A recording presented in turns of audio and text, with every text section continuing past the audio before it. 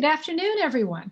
On behalf of the National Academies, I'd like to thank you all for attending our virtual workshop on improving the evidence base for treatment decision-making for older adults with cancer. I'm Monica Bertagnoli, and I have had the honor of chairing the workshop and the planning committee. And I'm also joined by Dr. Harpreet Singh, who is Acting Associate Director for Cancer in Older Adults and Special Populations at the FDA Oncology Center of Excellence. The intent of this workshop is to examine the root causes that limit enrollment of older adults in cancer clinical trials, and look at strategies for improved inclusion of older adults in cancer research across the entire drug development spectrum.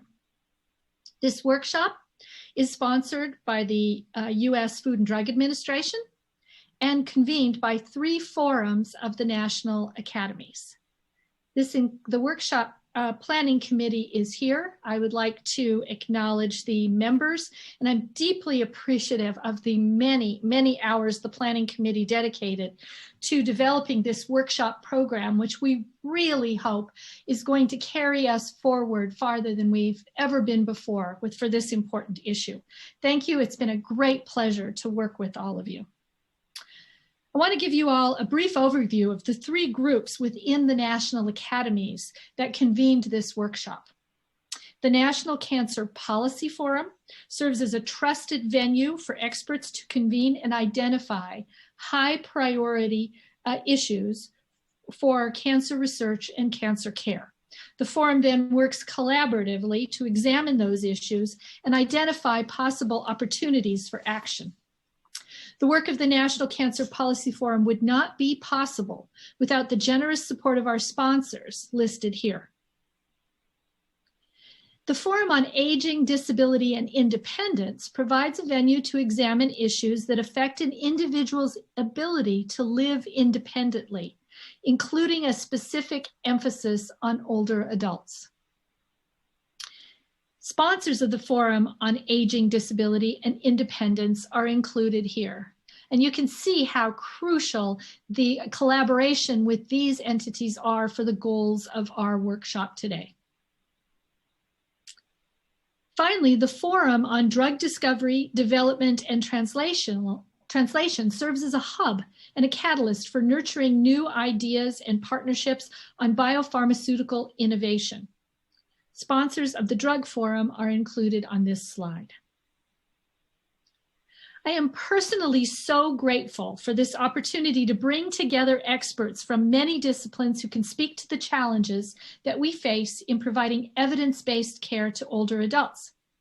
This is a workshop, and we're taking this quite literally and determined to produce from this a work product in the form of an action plan to correct this critical gap in our knowledge. We are grateful for your contribution to this effort.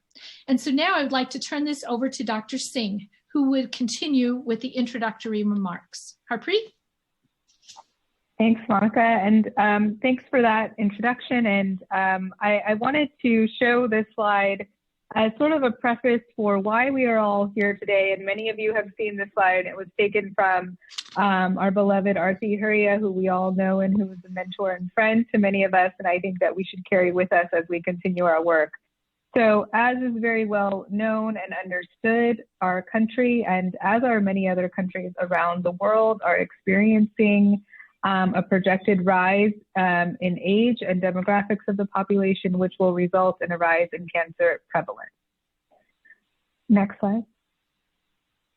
What this has resulted in, unfortunately, is a persistent underrepresentation of older adults in clinical trials. So despite us seeing growing numbers of older adults and growing numbers of older adults with diagnoses of cancer, at time of diagnosis and certainly throughout the cancer journey, we see that particularly for patients older than 75, compared to SEER data of incidence of cancer diagnosis, there is a huge disparity in terms of about 30% of patients with cancer at time of diagnosis are 75 and older, yet they make up roughly 10% of the clinical trial population. So creating a huge gap in knowledge as we face these patients in clinic or as part of our families or our friends. Next slide. And we should also recognize that cancer deaths, that older adults make up a disproportionate number of cancer deaths, and this also contributes to the disease burden and is one of the issues that that we need to address when we address this in totality. And so remember that the goal of geriatric oncology is to improve the evidence base for treatment of older adults with cancer, which should in turn translate into an improvement of the quality of care that older adults receive, which can and certainly should be in the context of clinical trials. Next slide. And so the FDA sponsored this workshop to really fill, and thanks Monica for this slide, to really fill in the missing pieces of the puzzle. Again, this knowledge gap that not only has been pervasive, but is actually growing as our population demographics continue to change. So this workshop, as Monica mentioned, but just to reiterate, the goals again are to not only examine the root causes and barriers of limitations of older adults in cancer clinical trials, but also to discuss effective strategies as to how to include older adults not only in trials designed for registrational intent, but across the drug research and development continuum. And we will be looking to develop recommendations for the path forward for implementation. Next slide. And so this workshop is divided into 3 parts across January 22nd, 25th, and 27th. And today we will be convening sessions 1 and 2. The first session focuses on describing the barriers and potential solutions to increasing the evidence base for treating older adults with cancer. And that session will be followed by session 2, which will focus on early phase drug development and how we may improve access to clinical trial data from early phase development and gather more data from older adults, which will include enrolling more older adults in early phase trials. We will include this portion of the workshop at 4:30 this afternoon. We will all reconvene, and I hope you'll all join us on Monday, January 25th at 1 p.m. for the second portion of our workshop.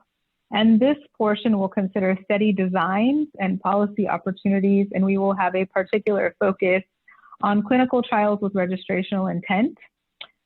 The final segment of the workshop is planned for Wednesday, January 27th at 10 a.m. We'll begin. And session 4 will focus on opportunities to improve the evidence base for older adults in the post-market setting, again, discussing that full life cycle of drug development. And the final workshop session will reconvene all the session moderators from over the 3 days and over the several sessions to summarize the key messages they have heard throughout the workshop, summarize their recommendations, and put those recommendations into a concrete action plan. Monica and I will then provide a wrap-up remarks for the workshop, again, focusing on key areas for action. We really value your active participation today and your input in today's workshop. Just a little housekeeping, we would ask that you please use the public chat box, which is located below the workshop webcast. You can ask speakers or provide commentary for the moderators. Please remember to identify yourself and your affiliation. And you are also more than welcome to tweet about the workshop using hashtags provided. And so with that, I would like to introduce our first workshop of the day.